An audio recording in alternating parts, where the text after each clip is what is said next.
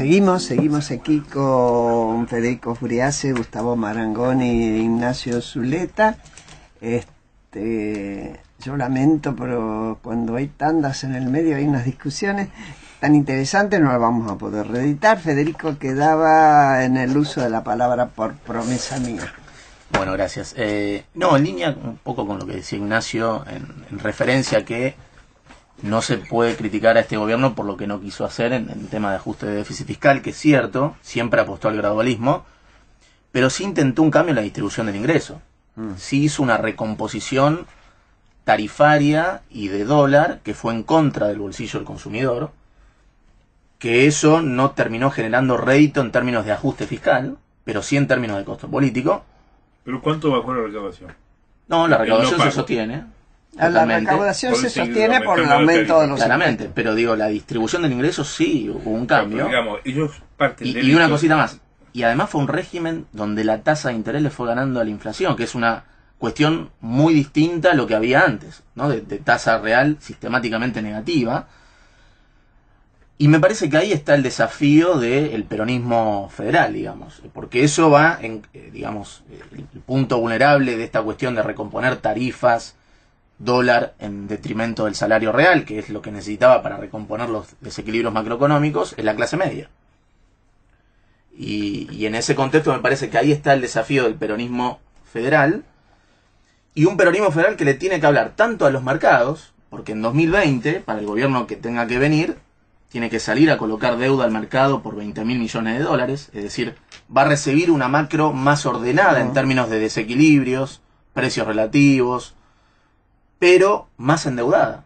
Sí. En un mundo, en un contexto global donde los bancos centrales de Estados Unidos, Banco Central Europeo, están empezando a retirar la liquidez, y eso hace un contexto global mucho más difícil, con lo cual no hay financiamiento para el populismo 2020 en adelante, con lo cual me parece que en esas restricciones se tiene que mover la estrategia electoral del peronismo federal.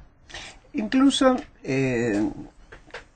estamos a nivel mundial, ¿no? Con esta tensión que hay entre Estados Unidos y China, que afloja y endurece, afloja y endurece, ¿no? La última movida fue, bueno, no hay pelea, nunca sabemos cuánto, y inmediatamente la soja que sube de precio, ¿no? Y por supuesto nos beneficia, pero tan pronto, es decir, lo que quiero marcar es que nuestra economía es tan sensible a lo que pase afuera, porque es chica, porque es débil, que los vientos de afuera nos hacen volar como hoja. Sí, quizás ahí es donde me parece a mí que el gobierno debiera afinar mucho más su lectura, ¿no? Sí. Yo creo que el gobierno y los funcionarios que cada 3 palabras mundo dicen una vez, por lo menos, ¿no? El mundo, el mundo, el mundo. No sé si tienen una visión muy estilizada del mundo. Es decir, creo que indudablemente tienen el respaldo, como se dijo aquí, del Fondo Monetario Internacional, que es un apoyo al gobierno, más que a la Argentina, porque es la tarjeta de crédito del gobierno para este año y el año que viene. Y por supuesto el G20 y toda la demostración de los gobiernos respecto al gobierno de Macri, en lo que refiere a diplomacia, a protocolo y a todas esas cosas. Pero en cuanto a lectura más fina de algunas tendencias de lo que va la economía global, el tema del cuidado de mercados, etcétera, yo no sé si ahí el gobierno tiene esa sintonía fina, ¿no? Es más, tengo una opinión más bien a que no la tiene. Que no la tiene, sí. Respecto de la situación geopolítica entre Estados Unidos y China, creo que eso en algún punto lo benefició al gobierno. Porque hay una competencia entre quién es el prestamista de última instancia. El FMI compitiendo con China. Fíjate que nosotros recibimos un crédito importante del FMI, un FMI que quiere, digamos, reinstalarse después de los fracasos, donde se está, y China que quiere instaurar su moneda, por eso hace estos swaps de moneda con distintas economías emergentes. Acabamos de ampliar un swap con China por 9.000 millones de dólares. Entonces, esa competencia por el prestamista de última instancia, de alguna manera juega a favor para este gobierno. Por otro lado, China no comprándole soja a Estados Unidos hizo que nuestro precio de la soja en nuestro puerto, a diferencia de lo que pasaba con la soja en Chicago, con lo cual dentro del desafío o el contexto geopolítico complicado, mercados globales mucho más volátiles que hacen más complicado el financiamiento para una economía chica y que tiene desequilibrios y que necesita financiarse, también encierra ciertas oportunidades. ¿Cómo en medio de todas estas vicisitudes que estamos marcando a nivel externo, cómo se imaginan económicamente el 2019 para que el gobierno pudiese capitalizar una posible remontada? ¿Cuándo debería ocurrir? ¿Segundo trimestre? ¿Tercer trimestre? ¿Cómo lo imaginan? Ahí, o nunca. O nunca. Sí. Sí, claramente. Yo creo que ahí la apuesta del gobierno tiene que ser controlar, o sea, que el dólar se mueva muy por detrás de las paritarias. Esa es la única forma que puede apostar a una recuperación del salario contra la inflación y a bajar gradualmente las tasas de interés para que la economía muestre una recuperación muy gradual a partir de marzo del año que viene, que en promedio difícilmente no crezca porque 2018 deja un arrastre negativo muy fuerte, pero que por lo menos genere un crecimiento trimestre a trimestre. Ahora, para poder financiar un crecimiento de los salarios por arriba de lo que se mueve el dólar, el gobierno necesita 3 fuentes de ingreso de dólares. Exportaciones, eso va a estar, dólar más alto y normalización de la cosecha, los dólares del fondo para pagar la deuda, eso va a estar, pero también necesita los dólares del mercado. Ajá. Para que todavía que el dólar está esté tranquilo, que todavía no está porque el riesgo país está en 600 puntos básicos y descuenta riesgo político. Me parece que esa es la pata más difícil. No, yo acá digo, quiero, porque Ignacio dijo algo provocativo que me parece que sirve para este momento, como diciendo, el año que viene, Yo no sé si también define la economía. No, nunca. Yo por eso estaba- como sabía que era para Boronqui lo traje. Yo pensaba eso. Yo conozco la forma de pensar de él, Yo reconozco creo que la la... gente no vota por economía. Si votara por economía sería otro mundo, es como el gobierno de los poetas, no existe el gobierno de los economistas. Además, Obama, por ejemplo, tenía la economía creciendo y le votaron a Trump. Y el año pasado Cambiemos ganó entregando un sobre con la boleta de los candidatos y la boleta de la luz. Y lo votaron igual. Pero poniéndole mucha nafta a la economía. Pero la gente, si te va mal ni te presentes. Ahora, no te tiene que ir muy bien en la economía, porque la gente no vota por la economía, la gente vota por el futuro, por cómo cree ¿Cómo imagina que va a ser? que le va a hacer. Es decir, el campo produce trigo, la vaca produce leche y el político produce futuro. El político que no produce futuro se queda sin destino. ¿Qué le pasó a Cristina después del 2011? Se quedó sin futuro. Y tuvo una salida de capitales de 25.000 millones de dólares en el año 2011. La misma cifra que lleva Macri ahora, que tiene en duda su futuro. Si Macri tiene el tino de refrescar la alianza y de renovar los votos de la alianza, que creo que es a lo que se dedica, Sí. tolerando que Carrió le baje el juez de Santiago Sí. del Estero que le había arreglado con Zamora, la pelea con Lorenzetti, y ha vuelto, los radicales han vuelto a 3 mesas en la Casa de Gobierno, martes, miércoles y jueves, las 2 reuniones de gabinete con radicales y la reunión de estrategia parlamentaria también con radicales. Esto no salió en los diarios, pero ocurrió, han vuelto todos a la Casa de Gobierno. ¿Y eso es para qué? Para mantener La paz. la paz. Fíjate vos la juntada radical que hubo el otro día acá en Buenos Aires. Uno esperaba que iba a saltar los Yankee Cáceres, Ricardo Sí. Alfonsín, a hacer estallar todo. Fue disciplinada y pacífica. Y creo Así que es a es. lo que se dedica. Porque hay lo mismo, un prejuicio, una hipótesis, yo no soy economista, pero a mí el proceso me hace ver que en general la gente vota por razones políticas, por cómo cree que le va a ir, por candidatos que se parecen a lo que ellos querrían que fueran sus hijos. Nadie quiere tener un hijo como Baradel. Baradel no lo puedes poner en la lista. No va a O ser como Vera, candidato tampoco. como Vera. Que, o sea, hay elementos irracionales, pero muy firmes en la tendencia del voto, y que no se mueven. Y después la Argentina tiene una característica que Gustavo alguna vez lo hemos conversado. La Argentina tiene una solidez del sistema político que cuando se le intentan imponer restricciones técnicas, económicas, el sistema se revela y las cambia. Te cambia la moneda, Si vos te cambia la pensás, cada compatibilidad. 10 años, aún con Exactamente. gobiernos militares, la sociedad argentina dio vuelta. Vos sabés que Claro. quiero tomar... Con Caballo en el 99, al final del gobierno de Fernando, vos le preguntabas, ¿pero qué quieren hacer? Están haciendo una reforma del Estado en el mes de agosto del 99. Del 2001, Del perdón. 2001. y te decía, no, ya vas a ver, porque cuando los gobernadores venga, dice, el ajuste, y venga que no puede gastar más, van a venir ahí, van a firmar todos. No. Cambiaron el sistema, te cambian la moneda.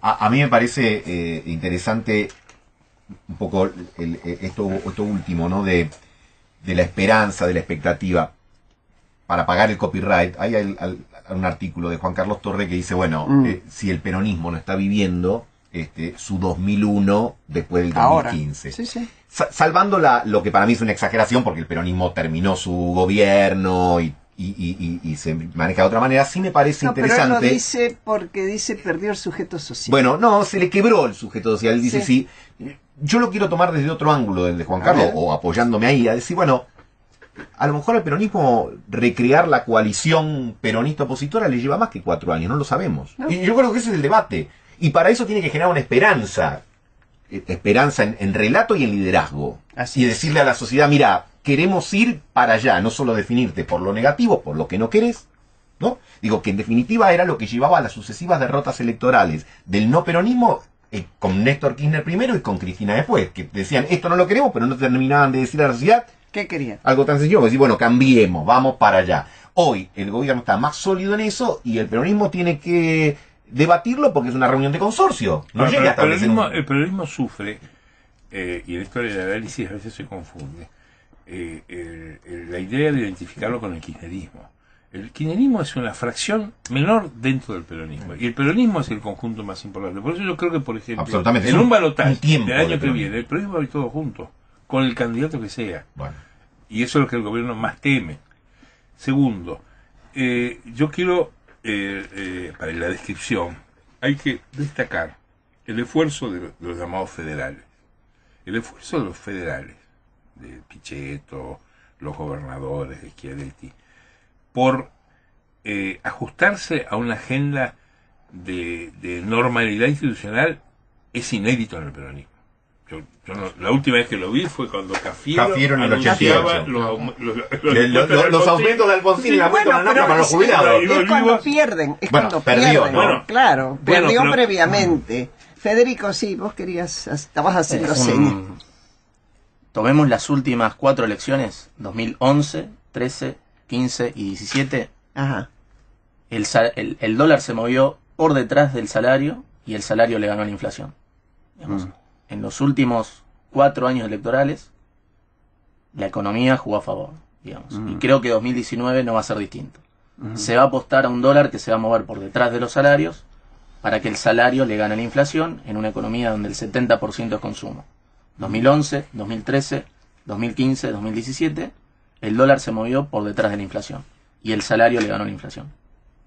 Es obvio que cuando estás en el gobierno, vos querés que el dólar se mueva lo menos posible. Si se mueve para abajo en términos reales, mejor. Total. Independientemente de que en el largo plazo eso no sea ni sustentable ni conveniente para la economía argentina. Pero cuando estás en el gobierno, no quiero novedades con el año electoral, decir, déjamelo tranquilo. De ahí y que se aprecia un poco mejor. De ahí que nadie entendió ese mensaje cortísimo de Mauricio Macri avisando que lo del fondo y demás, que mandó el dólar para arriba como respuesta. Lo que pasa es que eso no estaba... Claro, eso no estaba cerrado. No estaba cerrado. Precisamente, bueno, por eso te digo que los errores que se cometen son de envergadura muchas veces, ¿no? Y costosos. Y perdón, ¿y qué lectura hacen de el lanzamiento días atrás de los movimientos sociales, encabezados en este caso por Juan Grabois, llevando, digamos, y nombrando como candidata a Cristina Fernández de Kirchner? Esa pregunta lleva la derivamos una dedicatoria. Están mirando a alguien, pero no, bueno. No, porque yo les comenté al comienzo informalmente alguna información. No, el movimiento de los movimientos sociales sufrieron en este año una fractura muy importante. El hecho más importante político del año para este sector es lo que ellos llaman el 21F. El 21 de febrero se hizo la manifestación de camioneros y se brotó en un ala de la plaza los pañuelos verdes pro aborto. Sí. Eso decidió que el día siguiente, el 22 de febrero, el gobierno tratase ese tema en el gabinete, admitiera que estaba ante el temor de que el 8 de marzo le pusieran una sesión especial para tratar el aborto y que por primera vez después de muchos años lo iban a lograr. Entonces ahí la consulta fue, ¿qué hacemos? Y larguemos nosotros. Lo largamos nosotros. Eso fue considerado por las organizaciones sociales y los sindicatos como un primer punto de unión. Generó el 21F, que es un sello que circula por ahí, después está la agrupación En Marcha y otras agrupaciones, la Frente Grande de Grabois. Todas formas de coalición entre el sindicalismo ortodoxo que va al pie de las organizaciones, porque las organizaciones mandan en la calle. Así es. En la discusión de la reforma previsional. Esa es la cuestión novedosa, yo diría. Claro, en el 2017, cuando fue en diciembre la batahola de la reforma provisional, Rodríguez Larreta dijo en público que el hecho de que Grabois hubiera levantado a sus manifestantes de la calle evitó la violencia. Uh-huh. Esa sociedad que ha producido los hechos más revolucionarios de este gobierno, como la ley de villas, el censo de villas y la ley de economía social que se votó en el 2016, y es un programa de 3 años que le da a las organizaciones 330.000 millones de pesos, es un hecho novedoso que no podía dejar de quedar fuera de la política. Ahí fue Moyano al cuartel de la CETEP y admitió y bajó la cabeza, y las marchas las organizan con ellos. En el frente de los dirigentes sociales se parte. Así es. Grabois dice: yo no hago política, no quiero hacer un partido político, voy a hacer un movimiento, y él apuesta ahora a Cristina, él creo que quizá por oportunismo, porque cree que puede tener una chance para el peronismo mejor que otro, y para salvar a Cristina de su encasillamiento en la izquierda del Instituto Patria. ¿Cómo lo vive Cristina eso? Bueno, Cristina, yo tengo las constancias públicas de que no le gustaba lo que hizo Grabois, porque dijo que venga Cristina sin los chorros. Entonces dijo, ¿qué hago yo conmigo misma? Bueno, Cristina, traigan chorros, así los echamos. O sea, porque Grabois es una persona que tiene un proyecto testimonial muy ligado a Francisco. Es una persona de estrecha confianza del Papa. Creo que ese programa supera todo. No se olviden que Grabois maneja la Organización Mundial de los Excluidos que hizo el Papa. Ha hecho 3 cumbres mundiales y esas las maneja él. Digamos que muy exitoso el Papa con los movimientos mundiales nunca fue, pero bueno. No, él convenció al gobierno de Macri de la teoría de que los excluidos no son un accidente del sistema, sino que son sistémicos. Y eso es lo que convenció a que Macri ordenase la ley de economía popular, ordenase el censo de villas y ordenase esa ley que es revolucionaria, que es expropiar los terrenos de la vida para dárselo a los pobres. El Grabois, ¿no, Ignacio? No. Macri, No. Mario Quintana, por el Papa. Ah, el Papa, ok. Mediando Grabois y Nicolás Massot, que viajó a la cumbre. La segunda cumbre. Quintana y, la segunda cumbre. Y el que viene y lo convence y le cuenta a Macri lo que está viendo es Nicolás Massot, que es el presidente del bloque del PRO. Y que es el valedor de todas estas leyes. La ley de la última de Villar la firma Carrió, Massot y Negri. O sea, el fenómeno de la economía popular, que uno puede gustarle o no, como por sus efectos, está muy metido en el gobierno. Yo te diría que es uno de los frentes más exitosos del gobierno, porque ha producido una revolución en paz y que se paga con plata y no con sangre. Ahora, te digo, el primer tramo son 7.000 millones de pesos para la provincia de Buenos Aires. Se opusieron los intendentes y los gobernadores del peronismo, lo cual es buenísimo, porque si se oponen, algo bueno habrán hecho, porque querían eso ellos decís vos, es bueno para el gobierno, vos. No para las organizaciones. Claro. Y para el gobierno, porque lo que ellos no querían era pasar por el peaje de los intendentes y los gobernadores. Claro. O sea, son señales, yo creo que son las señales que van a quedar del gobierno de Macri. El día de mañana, cuando se estudie este proceso, yo creo que se va a recordar esto. Como Macri, que era el señorito del barrio Parque, va a repartir la tierra haciendo la revolución social en paz, trajo el aborto y el matrimonio igualitario. No, el matrimonio igualitario estaba desde antes. No, el matrimonio igualitario salió. El matrimonio igualitario de la época de Cristina. De Claro, Cristina es. claro que salió. ¿Por qué salió? Bueno, Porque él no apeló, porque él no apeló en la ciudad el fallo del juez que lo ordenaba. Entiendo, y eso hizo que se enojara No, Bergoglio y eso disparó que el juez de Tierra del Fuego autorizara. O sea, hay matrimonio igualitario en Argentina porque Macri se movió de determinada manera en ese momento, no apeló el fallo y mandó un video diciendo que cada uno haga lo que quiera. Y se fue de viaje. O sea que a Macri se le debe el disparador del matrimonio igualitario, la revolución de la tierra y la economía social y el aborto. Que el intento del aborto. Ahora, absolutamente comprensible. Macri es un hombre de derecha erótica, se ha casado todas las veces que ha hecho necesario, se ríe de los curas, va al psicoanalista 3 veces por semana y se fue a cortar el pelo anoche en Coronel Baigorria en Córdoba y se quedó solo pensando frente al espejo. Eso lo van a leer en la nota del domingo mía de Clarín. La esperaremos. La no, se están anunciando. Sí, Federico. No, perdón. Lo que pinta muy bien Ignacio, me parece que explica la contención social que estamos viendo, aún en una economía muy recesiva. Parece que eso tiene que ver... Bueno, Grabois dijo en público, y le costó un problema con todo su sector, en la Argentina nadie se muere de hambre. En la Argentina hay asistencia social mucho mejor que en el 2001, falta empleo formal, faltan muchísimas cosas. Pero él un tipo de esa extracción que diga eso, desbarata medio pensamiento insurgente de la Argentina. Yo creo que para horror, digamos, de los liberales ortodoxos económicos, hay un consenso importante de la Argentina que vos, en tema social, tenés que poner recursos. Y que eso es preferible a otras alternativas que, seguramente, como decís vos, conllevarían a situaciones de violencia o a situaciones críticas o a generarle inestabilidad al sistema político. Y hoy, Cambiemos, peronismo kirchnerista, peronismo federal, etcétera, en eso acuerdan. Después, por supuesto, como instrumental, lo que decís vos, y la disputa es por medio de los movimientos sociales, por los municipios, que no es menor, pero lo cierto es que en materia de recursos, si alguien viene mañana con la peregrina idea de decir, no, eso hay que bajarlo a la mitad, lo miran y le dicen... No, yo diría que hasta el Fondo Monetario esa es la maravilla de la Argentina. La Argentina es un país maravilloso porque está basado sobre la utopía argentina. La Argentina es de los pocos países del mundo, creo que el único, en donde sus fuerzas mayoritarias prometen el cielo para los pobres.